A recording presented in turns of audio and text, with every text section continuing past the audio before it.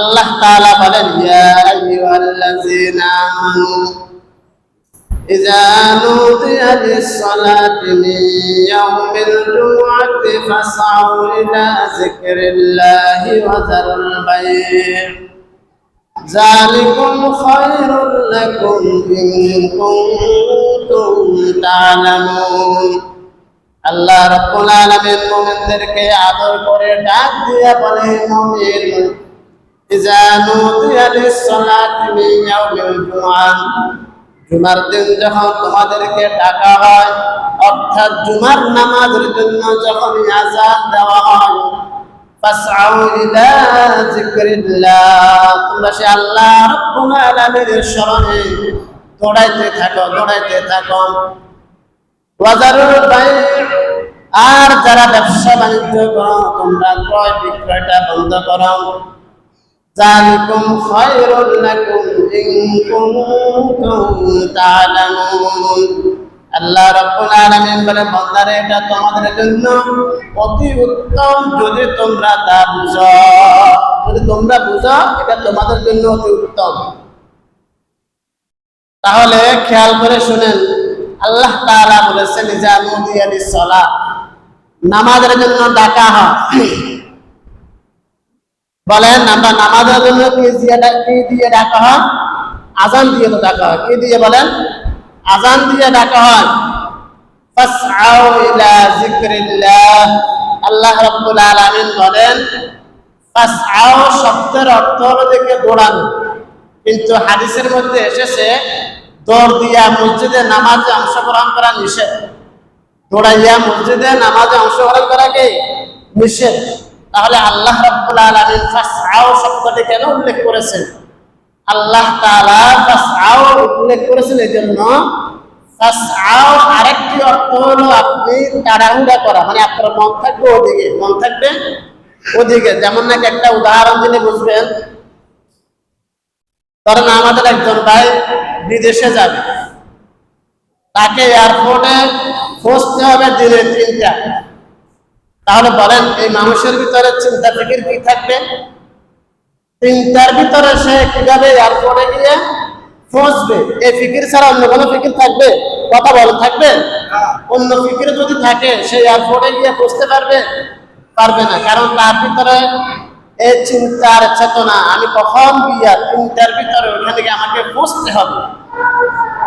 এজন্য আল্লাহ তাআলা ফাসআউ শব্দটি বলেছেন, এটা বান্দাকে আযানের পরে যে বান্দার ভিতরে এই ফিকির থাকবে, আমাকে তাড়াহুড়ো করে মসজিদের ভিতরে প্রবেশ করতে হবে, জুমার নামাজ আদায় করতে হবে, তাহলে মনে করতে হবে ওই মানুষটার ভিতরে জুমার প্রতি সম্মান আছে, মসজিদের প্রতি সম্মান আছে, জুমার দিনের প্রতি সম্মান আছে।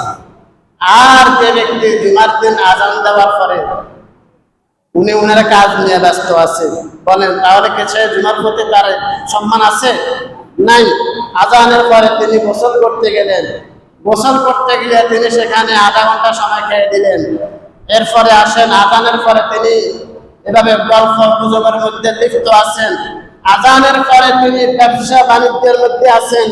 আযানের পরে আমি আপনি ক্রয় করতেছি জিনিস, তাহলে বুঝতে হবে আমার আপনার ভিতরে জুমার প্রতি কোনো কি নাই, আকর্ষণ নাই, জুমার প্রতি সম্মান আমার আপনার নাই।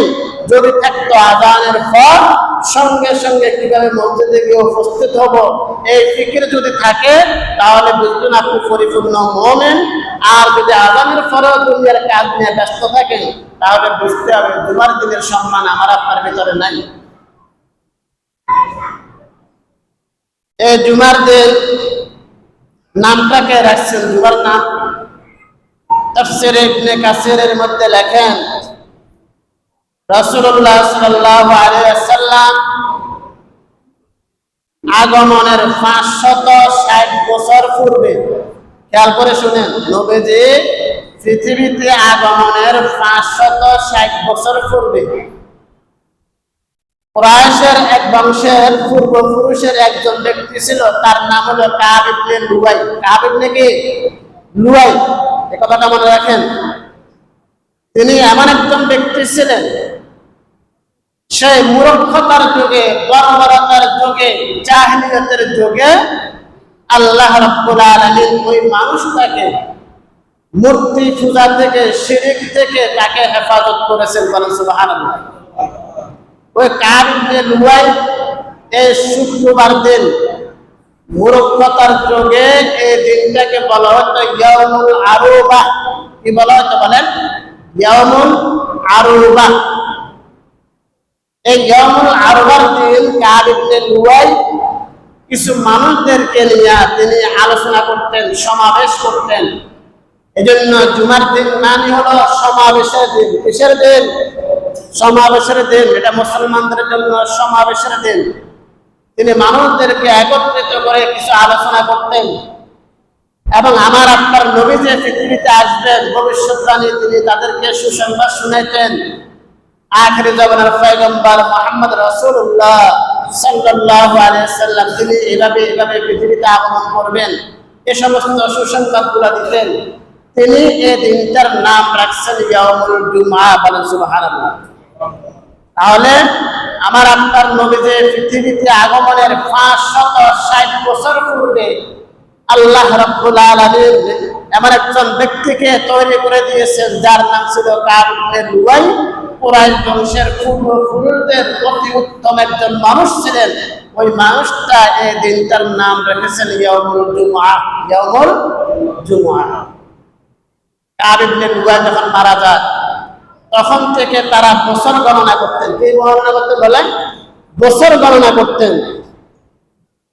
এরপরে যখন বাদশাহ আব্রাহা খানা কাবাতে আক্রমণ করেছে, ঘটনা অনেকে হয়তো বা জানেন, সে পরাজিত হয়েছে, কাবাঘরকে ধ্বংস করতে চেয়েছেন, আল্লাহ তাআলা তাকে পরাজিত করেছেন, তাকে লাঞ্ছিত করেছেন। তার বাহিনীকে ওখানে আল্লাহ তাআলা পাথর নিক্ষেপ করে আবাবিল ফাকির মুখ থেকে পাথর নিক্ষেপ করে তাদেরকে ধ্বংস করেছেন।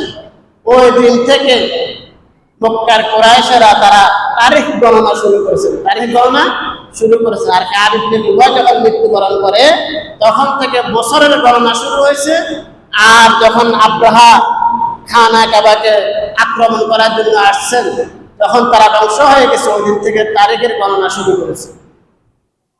তাহলে জুমার দিন নামকরণ করেছেন আমার আপনার নবী যে পৃথিবীতে আগমনের 560 বছর পূর্বে সেই এমন একজন মানুষ যার নাম হলো কাব ইবনে লুয়াই। কাব ইবনে লুয়াই যে মূর্খতার যুগে, বর্বরতার যুগে, জাহিলিয়াতের যুগে যে মানুষটাকে আল্লাহ তাআলা শিরক থেকে হেফাজত করেছেন, মূর্তি পূজা থেকে হেফাজত করেছেন, ওই মানুষটার নাম হলো কাব ইবনে লুয়াই। রাসূলুল্লাহ সাল্লাল্লাহু আলাইহি ওয়াসাল্লাম বলেন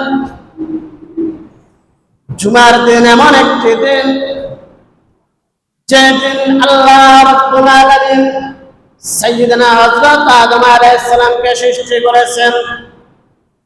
যেদিন আল্লাহ রাব্বুল আলামিন সাইয়্যিদানা আদম আলাইহিস সালামকে জান্নাতের মধ্যে প্রবেশ করাইছেন। যেদিন আল্লাহ রাব্বুল আলামিন সাইয়্যিদানা আদম আলাইহিস সালামকে জান্নাত থেকে বাইর করেছেন, আল্লাহ হাবিব সাল্লাল্লাহু আলাইহি ওয়াসাল্লাম বলেন কিয়ামত সংঘটিত হবে না জুমার দিন ছাড়া। জুমার দিন ছাড়া। এজন্য আল্লাহর হাবিব বলেন জুমার দিনটা অত্যন্ত উত্তম দিন, জুমার দিন অত্যন্ত গুরুত্বপূর্ণ দিন, জুমার দিন অত্যন্ত সম্মানিত দিন। এই দিনে আল্লাহ রাব্বুল আলামিন আদম আলাইহিস সালামকে বানাইলেন। এই দিনে আল্লাহ রাব্বুল আলামিন আদম আলাইহিস সালামকে জান্নাতের মধ্যে প্রবেশ করাইলেন। এই দিনে আল্লাহ রাব্বুল আলামিন হযরত আদম আলাইহিস সালামকে জান্নাত থেকে আবার বাহির করে দিলেন। আল্লাহ রাব্বুল আলামিন আবার কিয়ামত সংঘটিত হবে জুমার দিন। এই জুমার দিন। এখন প্রশ্ন করতে পারেন হুজুর জুমার দিনের সম্মান বুঝলাম, সম্মানিত দিন বুঝলাম, আদম নবীকে বানাইছে এটা সম্মান বুঝলাম, আদম নবীকে জান্নাতের মধ্যে প্রবেশ করাইছেন এটাও সম্মান বুঝলাম, জান্নাত থেকে বাহির করে দেওয়া এটা তো আর কিনা সম্মান না। এরকম একটা প্রশ্ন আসে না? আসে কি আসে না বলেন? এই জন্য তাফসীরে কিতাবের মধ্যে হাদিসের ব্যাখ্যার মধ্যে লিখেছেন আদম নবীকে যদি আল্লাহ তাআলা জান্নাত থেকে বাহির না করতেন পৃথিবীর এই সৌন্দর্য আমি আপনাকে দেখতাম। কথা বলেন, পৃথিবীর এই সৌন্দর্য আমি আপনাকে দেখতাম, তাহলে এটা একটা শুকরিয়ার বিষয়, এটা একটা সম্মানের বিষয়। এবার আসলে হুজুর এটা বুঝলাম জুমার দিন কিয়ামত সংঘটিত হবে, কিয়ামত অথচ রাসূল বলেছেন পৃথিবীর সবচাইতে নিকৃষ্ট জাতি হবে তারা যাদের উপর কিয়ামত সংঘটিত হবে, যাদের উপর কিয়ামত সংঘটিত হবে। তাহলে এখানে সম্মানের কি আছে? এখানে সম্মানের কি আছে? না, আসলে এখানেও আছে। কি আছে? কিয়ামত যদি না হয়, বিচারও হবে না, হিসাব নিকাশ হবে না, তো পরকালে আপনি জান্নাতে যাবেন কিভাবে? তাহলে কিয়ামতের সম্মান আছে না নাই বলেন? এজন্য আল্লাহর হাবিব সাল্লাল্লাহু আলাইহি সাল্লাম বলেছেন জুমার দিন সর্বোত্তম দিন। এই দিন আল্লাহ তাআলা সাইয়েদনা আদম আলাইহিস সালামকে সৃষ্টি করেছেন। এই দিন আল্লাহ রাব্বুল আলামিন আদম আলাইহিস সালামকে বেহেশতের মধ্যে প্রবেশ করাইছেন। এই দিনে আল্লাহ রাব্বুল আলামিন হযরত আদম আলাইহিস সালামকে বেহেশত থেকে বাইর করেছেন।